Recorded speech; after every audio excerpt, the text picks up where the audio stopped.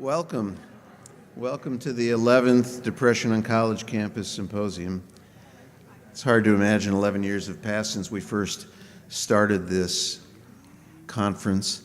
It's nice that we can see so many people from around the area. We've ordered up Ann Arbor weather for you. I guarantee it's going to get worse before it gets better, but I hope you brought galoshes or something to get through our 1 inch an hour of expected snow this evening. But we will convene here in the morning. The University of Michigan never closes. It always stays open. I remember when I was an undergrad here some years ago, not to be mentioned, and I skied on my skis to class. And I wasn't the only person doing that in the big snowstorm.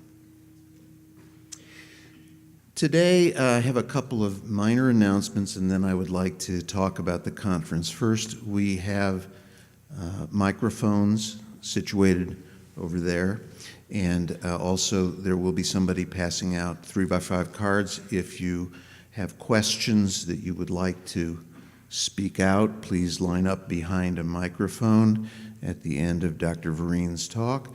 And if you have questions that you don't want to speak out, please pass them to the end of the aisle and somebody will pick them up. The second thing is, if you're expecting to get continuing education credits, we'd like you to be sure to sign in on the list at the back of every room. But if you don't need CE credits, don't sign in, because it'll just add to the congestion around that clipboard. So now, what is this conference about today? I've been thinking for the last few days about the angst that I went through as a mid-adolescent all the way through, I think, my early 20s. The angst that I felt was perhaps trying to get a date or worrying about my performance in school or worrying about friendships that are not working or that are difficult, worrying about the competition in the environment, either in high school or college. The angst was painful, and I wonder how I would have handled that if I had had a lot of access to marijuana, to alcohol, to stimulant drugs, to tranquilizers, to party drugs. How would life have been different then and now if I hadn't had the social inhibitions to not use those things? Times have changed a lot. We know that students are exposed to all of these during their high school years, during their college years. There's a black market for all of these kinds of drugs in high school and college. And we know that some students turn to those just for recreation, but many students also are self-medicating. Whether they're self-medicating to perform better in this enormously competitive environment, or they're self-medicating to try and handle the social stresses because they are anxious or shy or don't know really how to behave with someone that they are really interested in. It's common, and it's getting increasingly common for people to turn to medications and self-medicate. Now, one of the contributing factors is the readiness of physicians and others to say, oh, why don't you go on an antidepressant? Or maybe you have ADD. And so we have all of these drugs there, but we aren't perhaps doing as good a job as we could be doing at building resilience, at helping people find alternatives to making themselves effective and coping with these particular stresses. I'm actually pretty convinced that if you start using a medication like, say, amphetamines, your abilities to work on the same project without the amphetamines almost kind of atrophies, like a muscle you're not using very much. And I think that we have good evidence that with depression, there is an effect of being depressed that continues on. And if an individual doesn't get early treatment, whether it be medication and therapy or therapy, it can certainly change the way the brain works. So we have to, I think, figure out ways to improve the resilience of our students, to help them find ways other than alcohol and other drugs to cope. So today's and tomorrow's sessions are devoted to those topics. How can we promote resilience? How can we help people who tend to be self-medicating find other alternatives? So I would like to introduce our speaker today. Where is my paper? Don Vereen has been here at the University of Michigan for 5 years now, and we're very lucky to have him here. He's very generous with his time. He's now the new director of the University of Michigan Substance Abuse Research Center. Some of you have heard of it. It's called UMSARC. It's an interdisciplinary cross-campus center that's dedicated to advancing our understanding of drug abuse, addiction, translating research findings to the practitioners and policymakers, and it's now based at the University of Michigan School of Public Health. Dr. Vereen also directs the Community Academic Engagement Program in the Prevention Research Center at the School of Public Health here, and is a former director of community-based public health in the Office of Public Health Practice, Office of the Dean of U of M's School of Public Health. If that's not enough, Dr. Vereen oversees the development and use of the power of equal partnerships between community-based organizations, academic institutions, and health agencies to address health issues in the communities with an emphasis on mental health. And these partnerships generate important research projects with the development of new knowledge that's translated for applications for all of us that are practitioners in the community. Dr. Vereen's 15 years of federal government service prior to joining the University of Michigan includes work at the National Institute of Health and the White House. We were just reflecting on how difficult it is to work at the White House and try and find a way to be honest to yourself and at the same time deal with the politics that go on in Washington. Dr. Vereen was also at NIH, where he developed new research strategies to address public health issues such as drug abuse, addiction, mental illness, and violence by establishing programs and projects that included active community involvement. His work developing interdisciplinary research projects led to key partnerships with NIH, U.S. Department of State, HHS, Justice, Education, Housing, Urban Development, and so on. He was also appointed to represent NIH on the District of Columbia Task Force on Health Affairs and advise the District of Columbia Mayor's Health Policy Council. And for those of you that have been in Washington, they have a lot of problems there. And there's a large underserved population. And then from 1998 to 2001, Dr. Vereen also served as the Deputy Director of the Office of National Drug Control Policy at the White House, where he worked with a number of nations, states, counties, municipalities to introduce and apply the science of addiction research and the development of program strategies. He also oversaw the National Youth Anti-Drug Media Campaign, managed the development and adoption of new methadone treatment regulations, and testified to the U.S. Congress on drug policy issues, and also worked in the international front. So we are very lucky to have Dr. Vereen here. He has an enormous depth of experience. He's also able to bring himself up from the 15 to 20,000 foot elevation up to what I like to call the 100,000 foot elevation and get the big picture. And so we're very lucky to have him here to speak to us as our keynote speaker. Please give him a hand of applause.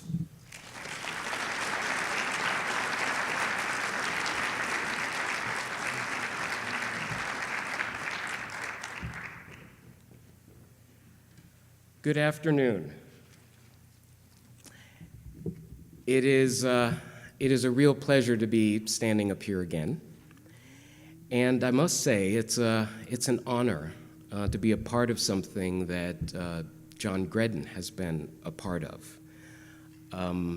Given my experience, and I must say, listening to that made me feel a little older than my kids even make me feel.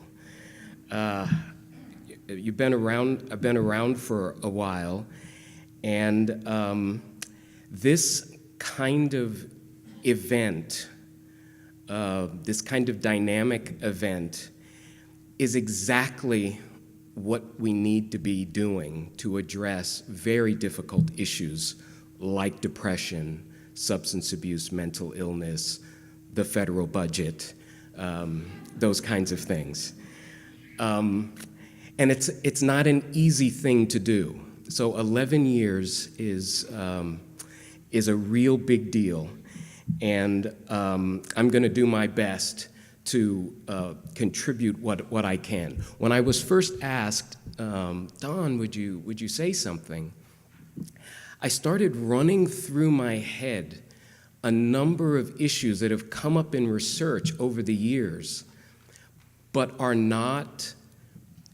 they don't roll off our tongues. So one of those thoughts was this whole notion of plasticity, the brain and its ability to morph and adjust, and it's a wonderful thing that the brain can do this, but nobody talks about that.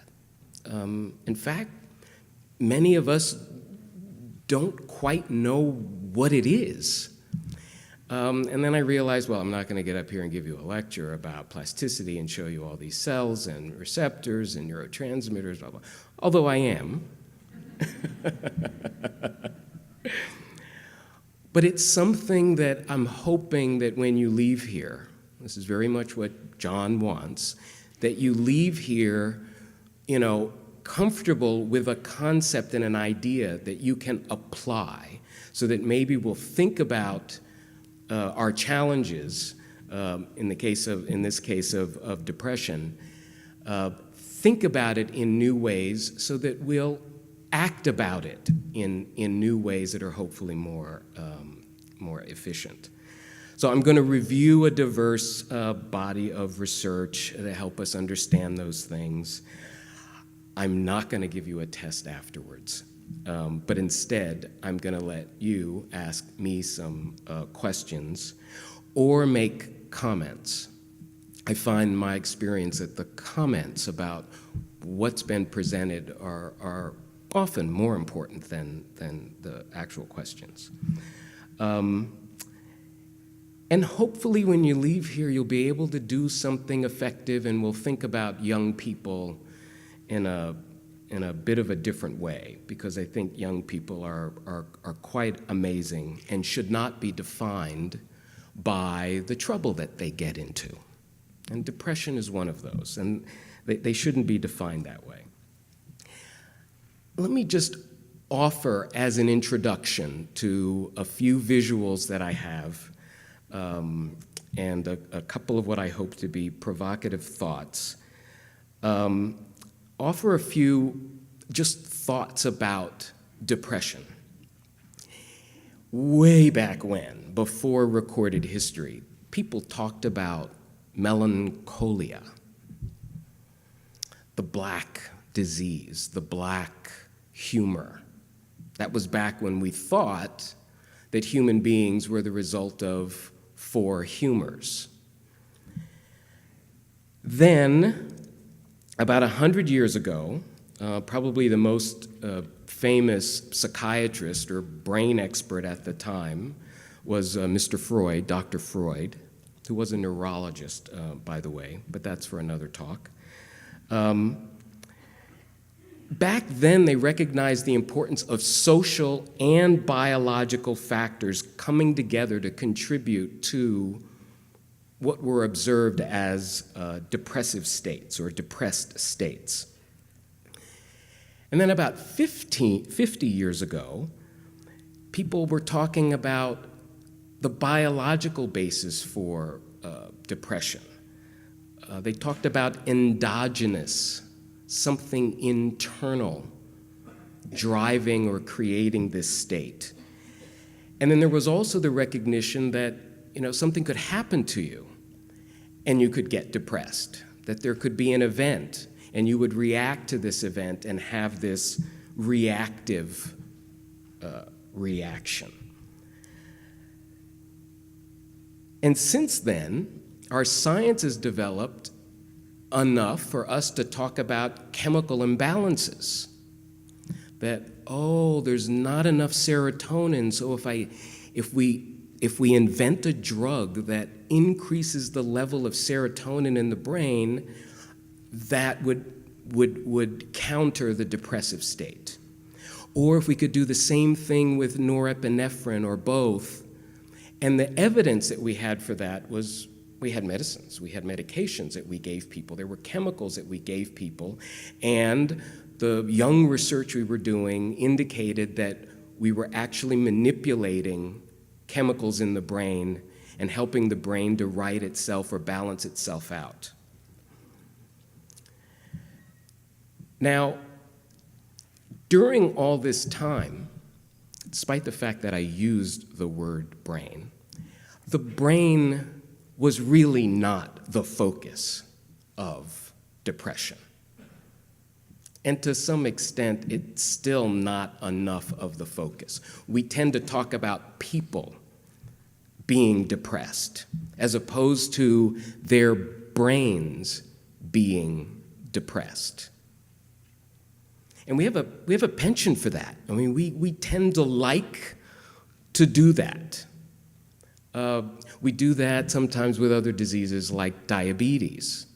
Oh, he or she is a diabetic, as opposed to someone who has some problem with their pancreas, or more specifically, some imbalance in the hormonal system that controls how we use glucose.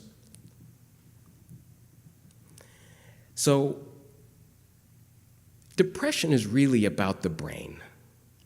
And I hope that when you leave here, you think the first thing that comes to your mind is there's a disease of the brain. We all have one. I think most of us do. Something doesn't quite go right. And I'll show you a picture of what an active brain looks like and what a depressed brain looks like. So you'll have an image to help you when you hear and see a person who is depressed. They have a disease and it's affecting that soft, gelatinous thing that's inside that hard head of yours. And you all have hard heads. And I'm not referring to stubbornness. So given that, this is what we all have inside, and when someone is depressed, something goes wrong with this organ. Now, I'm not going to go through all the parts and test you about those, but different parts of the brain do different things. In the olden days, it was thought, oh yeah, that particular part, let's say the temporal lobe, which is on the side, it's green on the slide that's behind me. Oh yeah, that's about language, that's about learning, that's about memory. We've learned that the brain is a bit more complicated than that. That there are actually pathways, and these pathways, it seems, are much more important than this region versus that region. In fact, the latest research has us mapping out what is now called the connectome. Sort of a play on the genome kind of thing, but there's this connectome. And this slide gives you a sense that there are all of these interconnections and pathways in the brain that work together. And it's beautiful. It's something we should be celebrating. We should be talking about the brain all the time, instead of just neurotransmitters. So, when you put it all together, and the brain is actually functioning, we've got wonderful technology. that helps us appreciate what the brain is and what it does. The not depressed brain, that cross-section of a brain that's labeled there, is pretty bright and orange. That reflects either blood flow or the use of glucose. When those cells are hungry and they're operating, they're using sugar. And we have a way of not only measuring that in a brain scan, but we can make it look beautiful. And what's nice about making it beautiful is that you have a great marketing tool. You know, there's nothing like something big, bright, and colorful that says, yeah, this is your brain. And in this case, the back of the brain is lit up, so the person is using their eyes. They might be reading because the temporal lobes are lit up. And it looks like maybe the striatum is lit up, so they're getting some pleasure out of what's going on. If you have a person who's depressed sitting in the same situation, and you ask them to read something wonderful, like the non-depressed brain is also doing, you see that the brain is not responding in quite the same way. In fact, it looks depressed. This kind of technology, work on pathology, things that go wrong, has been very, very important in helping us not only to understand, but to be able to communicate to the general public, hey, you know, depression is a real thing. There are some communities that don't believe that it's a real thing. I used to miss depression a lot, especially in the African American community, because people tended to, they worked. They took care of their family, even though they were depressed as hell. Their brain scans might still look like this. And when I ask them to share with me, you know, what's going on, they'd say, you know, especially if they were from the South, I've got the blues, and there's nothing wrong with that. If you ask young people today, they might not even be able to use a word to describe how they're feeling. They just know that they're not feeling well. And especially if they're boys, they don't sit well with feelings. They have to do something to make themselves feel better. And that's partly why they get into trouble. Now, I mentioned boys. I'm singling you all out. Am I saying that girls are smarter because they don't necessarily have to do anything and therefore they don't get into trouble? You bet. Yeah, I don't have any problem with that. I married somebody who's incredibly smarter than me. That's an important distinction. We still need to be doing more research about that, but it's these people's brains that are not right, and they want to do something to fix that. So we're going to stop there for a second, and I want to switch to, how did you get the brain that you have? Well, you got it from your mom and your dad. But what you got when you were born was this big head. You know, babies have big heads. It's the first thing that comes out of the womb because it's the biggest. These big heads, and those heads get even bigger. And I'm not talking about ego here. They do get bigger. The brain grows. Those cells actually get plumper. So you're born with just a few billion cells. There are about 7 billion people right now on this earth. And you have at least double that number of brain cells in your brain, at least most of us who are pretty smart. Just kidding. And you're born with these cells that need to know what to do. So babies are usually well-fed, and those cells plump up. The babies are exposed, hopefully, to an inviting active, safe environment. And those cells start connecting to each other. They start communicating with each other to figure out not only what is it that I'm looking at, who is that person who keeps staring at me and making funny faces? Oh, that's Dad. And who's that other person? Oh, that's Mom. Oh, that's sister. Oh, that's brother. And you can see that as those cells get bigger and they start connecting to many other things, pretty soon you have a pretty incredibly organized organ. So if you look to the left of this slide, you can see basically a slide, a section of very, very early brain cells, newborn brain cells. And over 2 years, you can see the amazing transformation that occurs. The cells get bigger and plumper, and the connections are just enormous. So you may have 20 billion brain cells in your brain at your peak.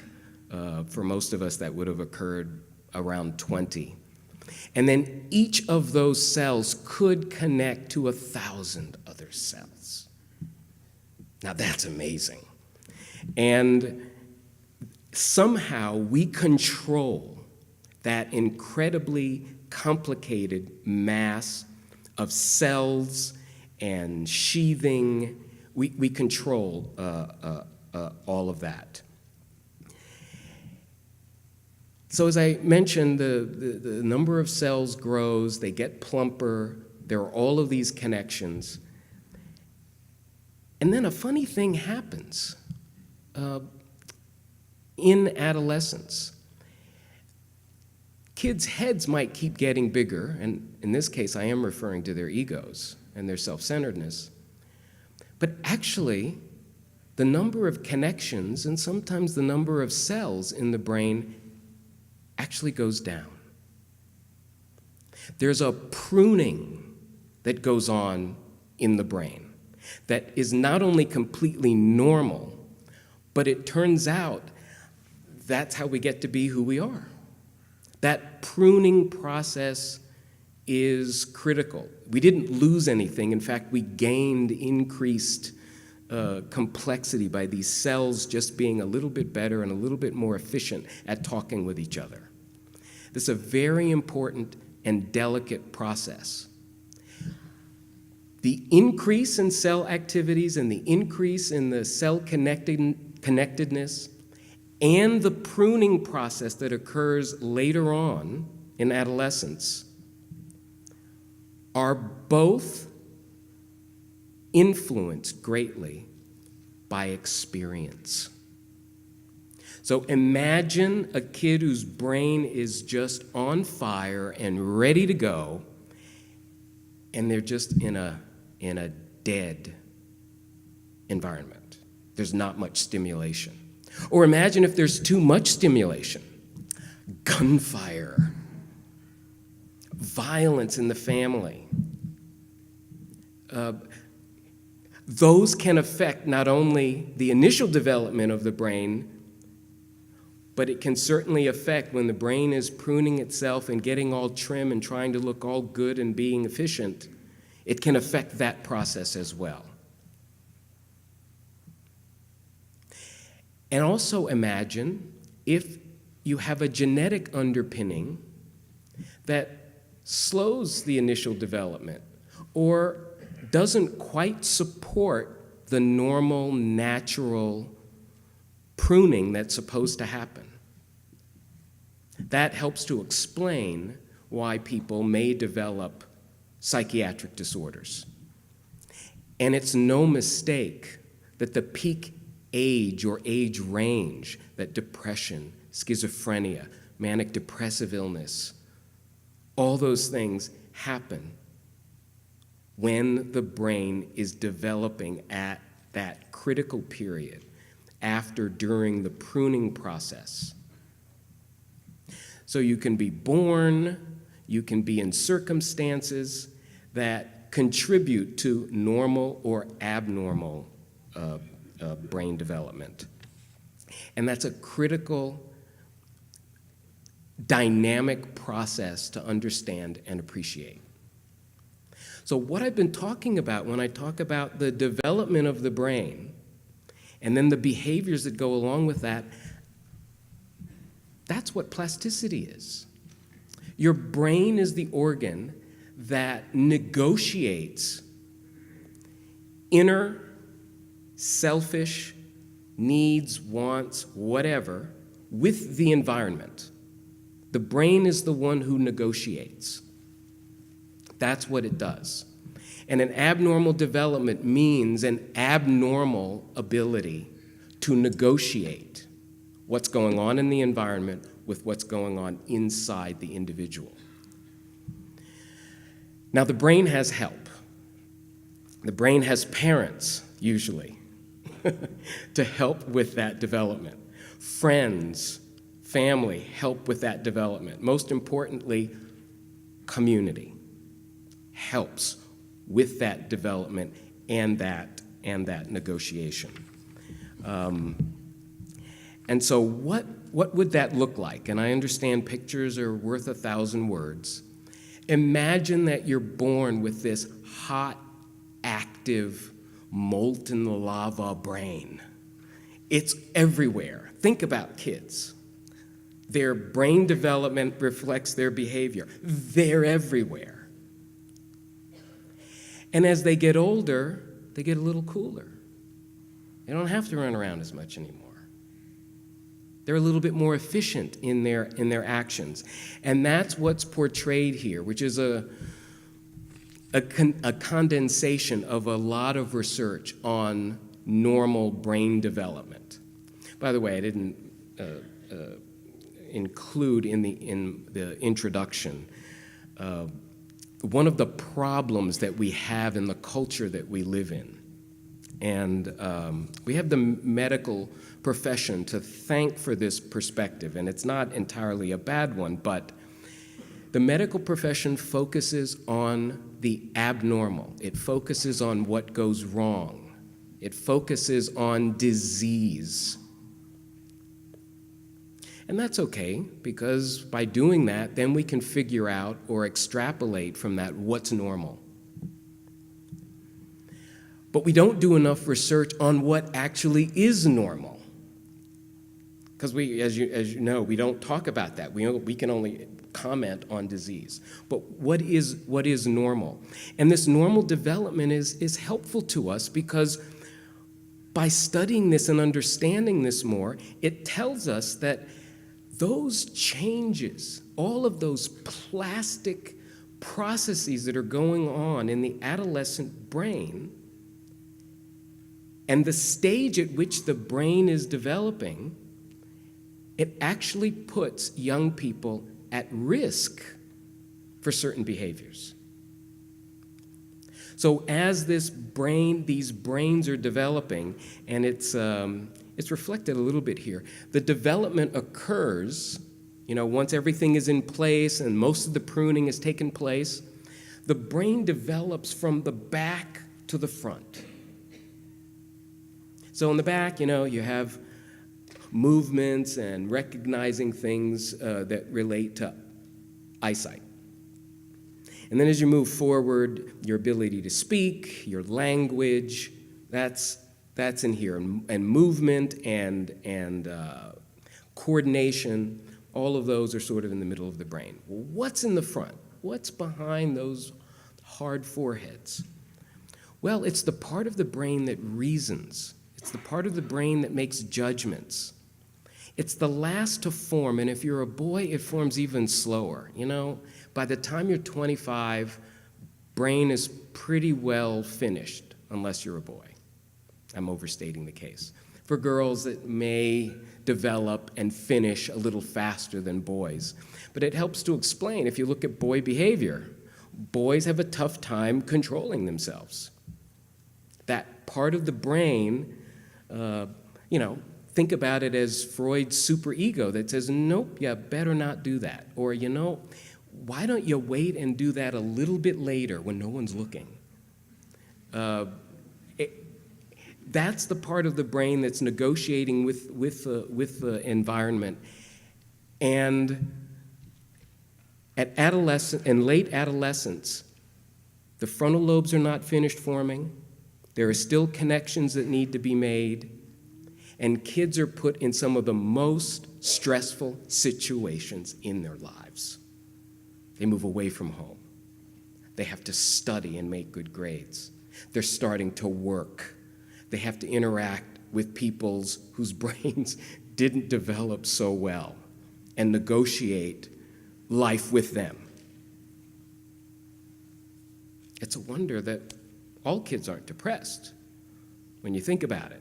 So there are these tremendous stressors in a process that really makes young people vulnerable to things like accidents, driving fast in a car, pregnancies, and the inability to not soothe oneself, and it is hard, it is difficult, might lead to making unwise choices, like trying drugs, trying to fix or rewrite, recorrect the brain.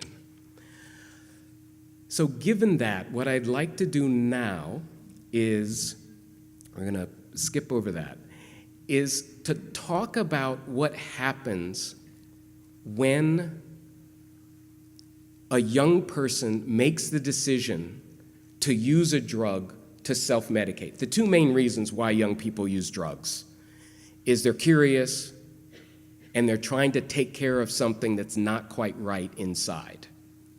That's what they tell us, and that's another form and an area of research that's important to share.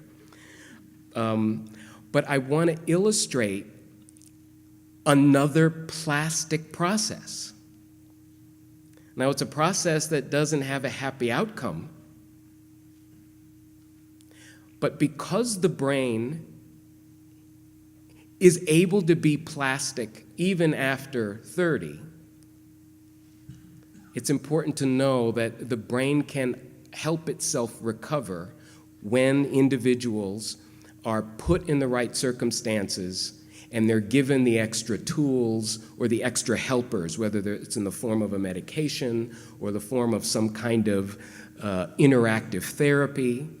Remember, all of these things are impinging on the brain. That's what this is about. Yes, it's about the person, but it's about what is happening with that brain change.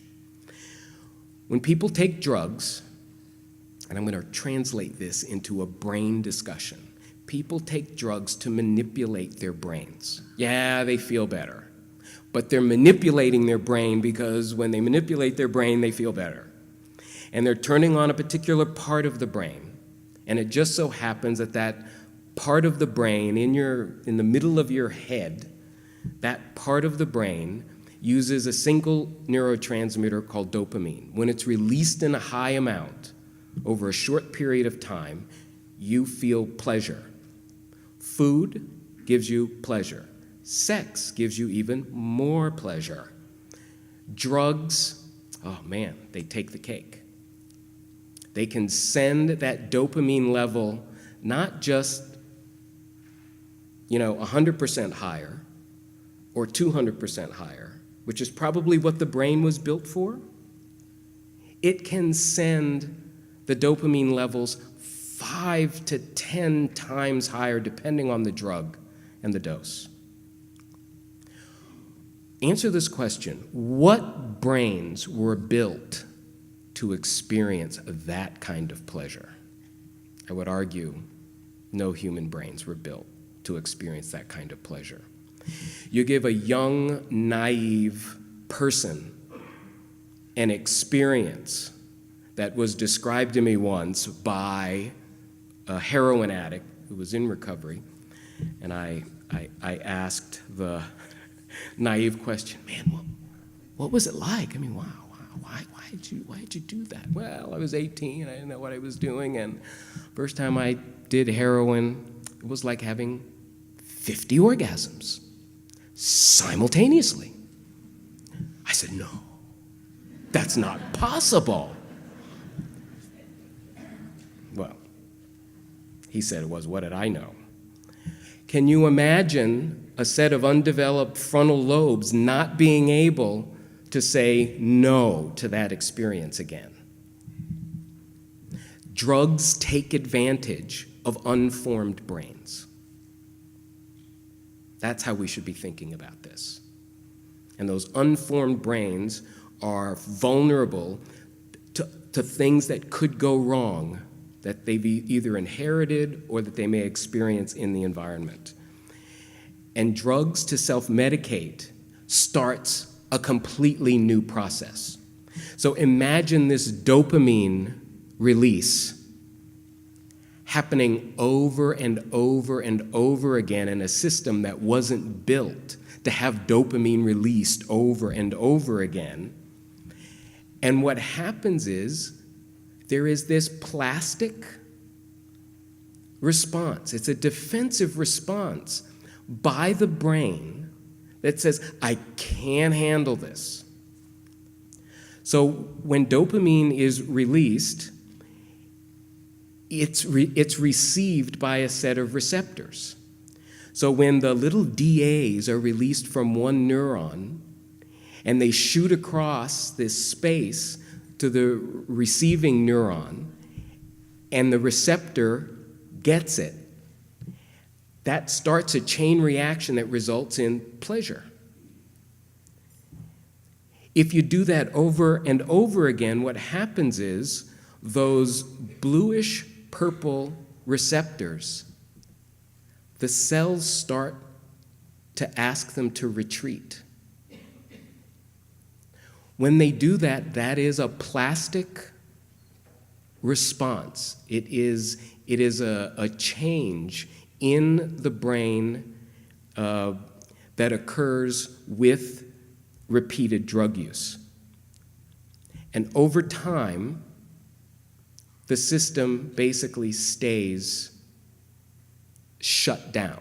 And it helps to explain why people who use drugs need more of the drug to have an experience that's close to what they were experiencing.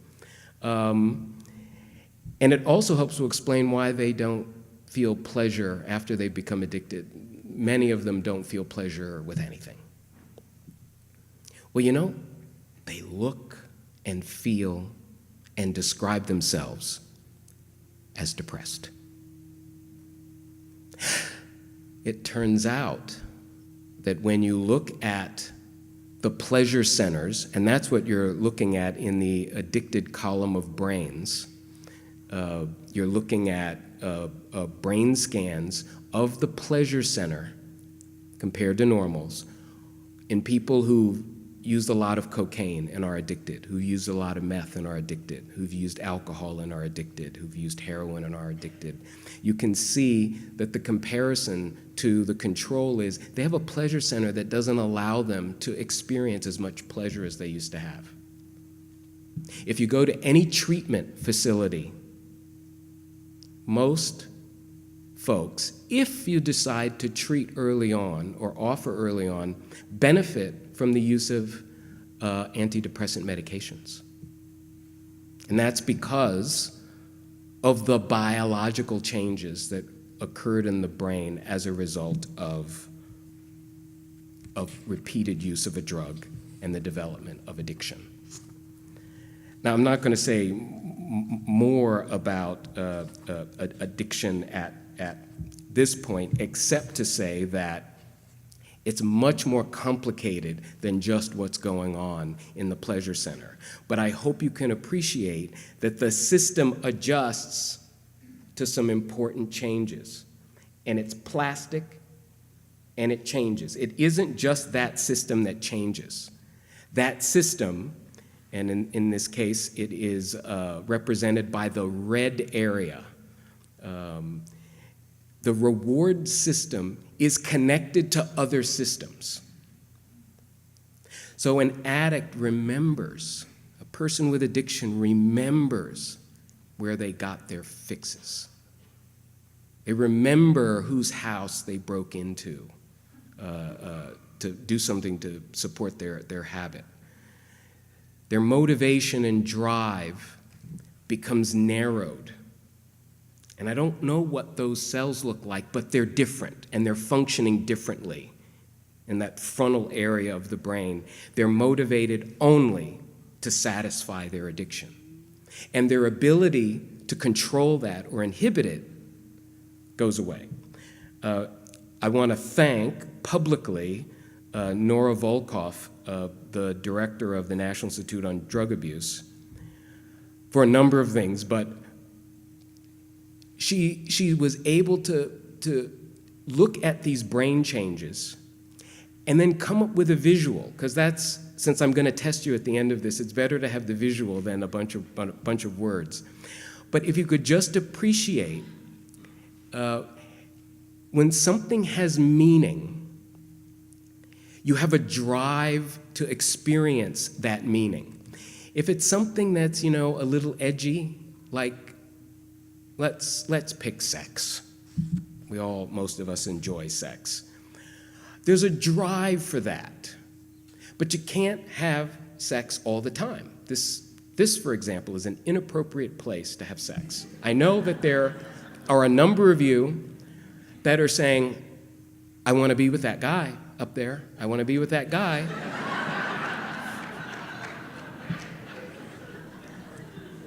But you've got this blue area in your brain that says, nope, I better be polite.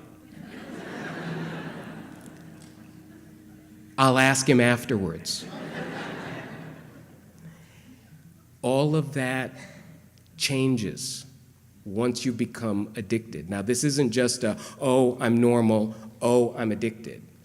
I have a normal brain, I have one that has plasticized into something else. Notice the arrows. Some of them should be double-headed, but some of them have disappeared and some have gotten thicker. The brain has rearranged itself. Keep in mind that most drugs of abuse do not kill brain cells. Almost all drugs of abuse change brain cells, but they don't kill them. Alcohol in high concentrations kill other things usually before brain cells.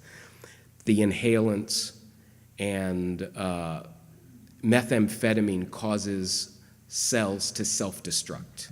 But other than that, heroin, cocaine, all the things we talk about, overdoses, not overdoses, but excesses of the cannabinoids change the brain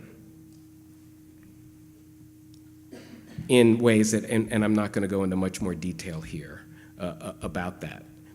And it changes it in ways that we can actually detect. The pattern in addiction is the anterior temporal lobes and the frontal lobes are depressed. There's less activity in those two areas. And it also makes sense because in the adolescents and young adults who are taking drugs, it's also the part of the brain that hasn't finished forming yet. Wow, that's a little scary. That young people are taking drugs that have a direct effect on the parts of the brain that haven't finished forming yet. That's why it's important to focus on the brain. And I picked this slide on purpose because there's a lot of doubt out there that marijuana has any effect on the brain and behavior. It does. So, I'll just say this as the background. So yes, the brain does all this developing, it finishes forming at age 30, and then it's bad news for all of us after 30. I'm just kidding, but I'm actually not. You do start to lose a few things. I'm not quite as fast as I used to be. I'm still the best rollerblader in the family, and you can tell my ego is still intact. But there are some things that start to happen. Call them plastic, but they're normal development that happens in adulthood that, we'll put in the negative category. We don't move as fast. We don't think as quickly. And you could think about drugs accelerating that process. For the most part, it accelerates that aging process temporarily. The brain can recover and then continuing to develop depending on how much time is left for the development. And let me illustrate that point. And this was something that came up as a policy issue when I was working in the White House. Most kids, the peak age of drug use is 18, 19 years old. It goes up very quickly and it comes down very quickly, the rate of use. Your brain is still forming until about 30, and so you use drugs a few times, and then you stop, like most young people. Your brain will recover for the most part.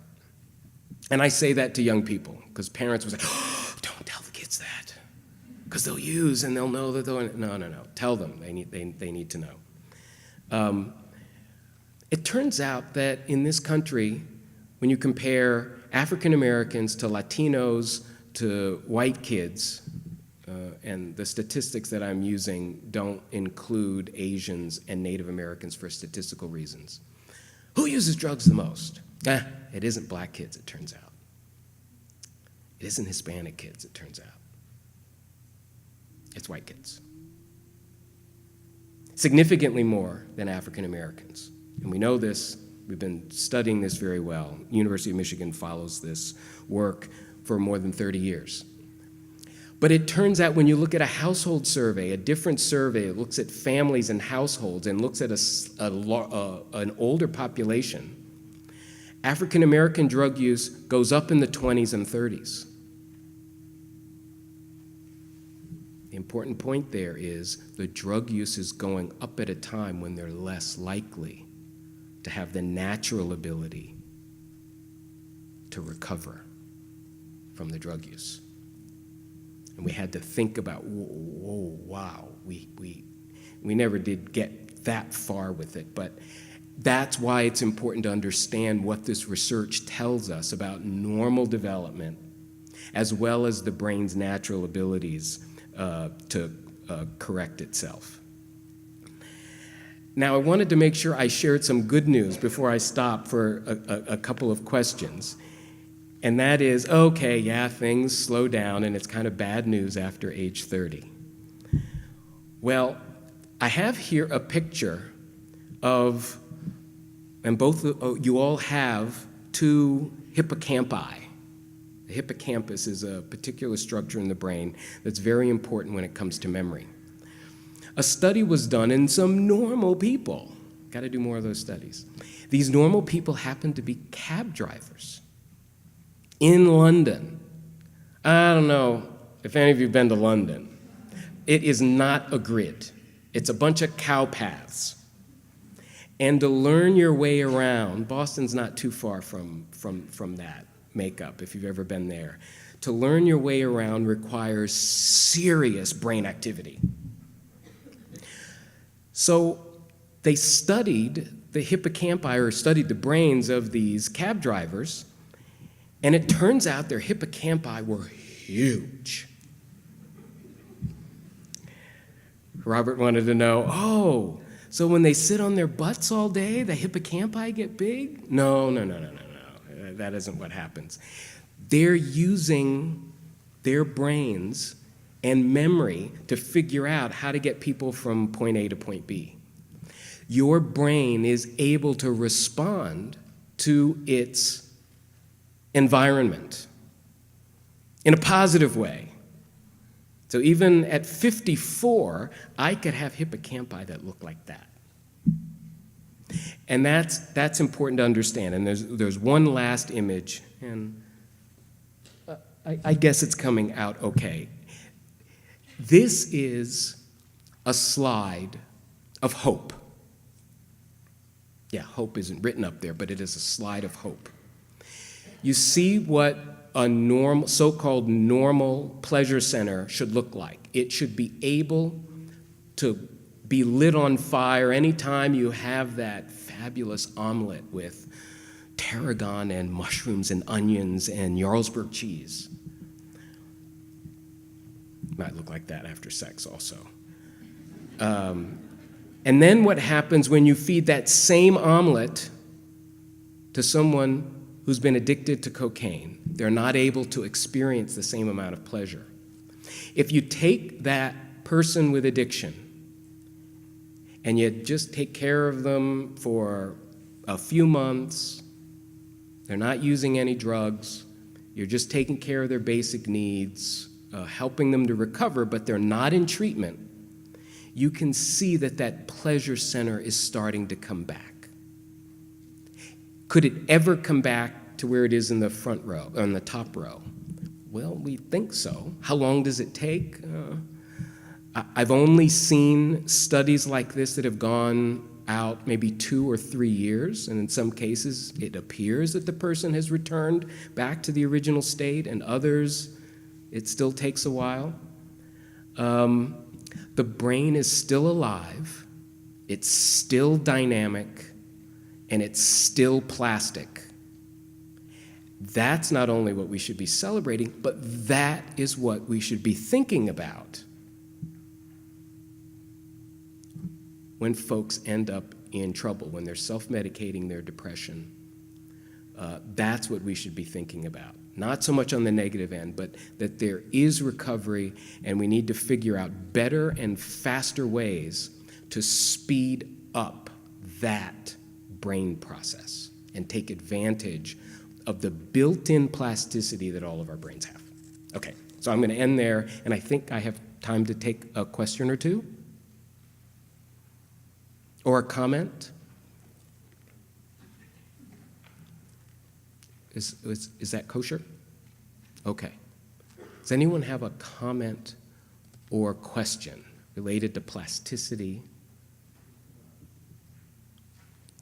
Don't be shy. And I'll try to repeat the question.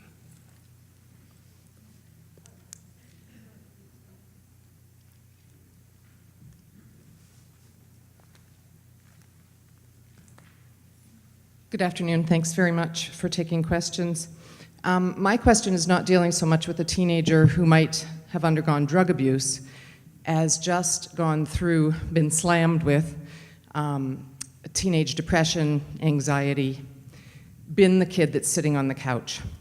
Will the plasticity of the brain recover such that they can mature, develop their potential IQ? Do you have anything to give parents hope that, like some recovery after drug abuse, that just with regular mental illness, depression, anxiety, if they've had treatment, both pharmaceutical and therapy, do you have any hope that the plasticity of the brain will help them recover?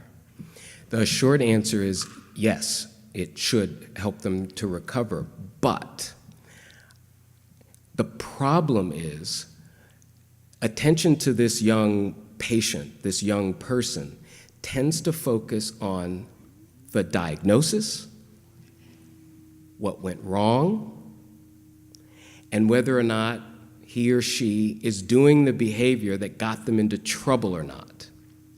The emphasis is not on the potential to recover or the potential of the brain to grow and acquire new skills. Our culture even, and it's not just the culture of medicine, we focus on the negative and not on plasticity. Plasticity is not the first thing that comes to mind. So what are the activities, interests, potential interests that this young person has or could have? And it's difficult to get there when the person is depressed, right. But usually they had a track record before they were depressed. And that's a good place to start. Unfortunately, what happens, or what is happening in if I can be a little bit political here, we have budget cuts everywhere. And so we cut out all of those exciting activities that young people should be exploring and taking risks with, so that they're using their brain in a plastic way to acquire new skills, have new socially sanctioned experiences. I mean, think about it. I played football one year. Boy, it's really exciting when you get down on your three-point stance and you premeditatively decide that you're going to assault somebody. And you get points if you do it well. And you also feel really good about it if you did it right. Or the kid who dances a pas de deux perfectly, and the applause that happens. We discount all of those because, oh, the drama programs, oh, well, we don't have the money for that. The sports, well, you have to pay to play, and then if we have even less money, we will have to kill the sports program.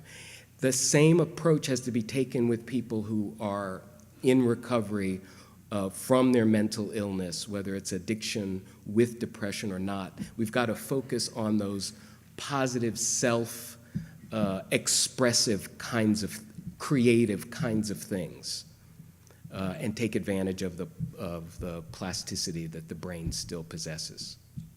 I hope that answered your question. Hi there.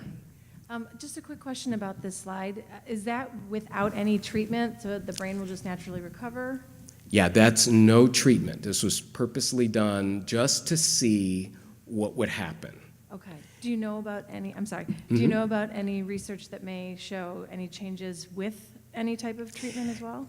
Yeah, in fact, I'm gonna say something that's a little critical. We are doing very little research on positive change. Okay. Because it would be nice to know, well, there may be some people who recover a lot faster in some kind of cognitive behavioral intervention as opposed to therapeutic community setting.